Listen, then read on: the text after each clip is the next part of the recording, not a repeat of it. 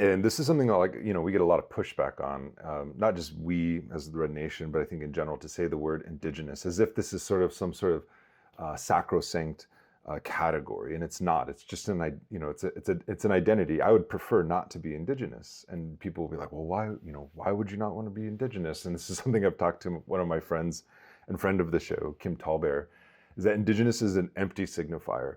It doesn't really mean anything other than its relationship to a colonizing force or a colonizing entity like the United States. We became Indigenous because the United States colonized our land. Had it not done so, I would just be a Lakota person. That's it. Actually, to aspire for a sort of sense of self-determination around our own sort of political, cultural, social, and economic development seems radical, because it's like, when you say I don't want to be Indigenous anymore, people think that you are assimilating into a system. It's like, no, actually, we're asserting our own sovereignty, our own rules, and our own laws, and our own understandings of history and presence in this land.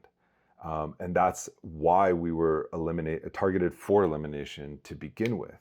That's why people hate a Palestinian flag, right? It's because a Palestinian, who's waving a flag or a keffiyeh saying, I'm not a hyphenated subject. I'm from a nation of people who's in struggle, who's trying to articulate itself. I'm from a people, right?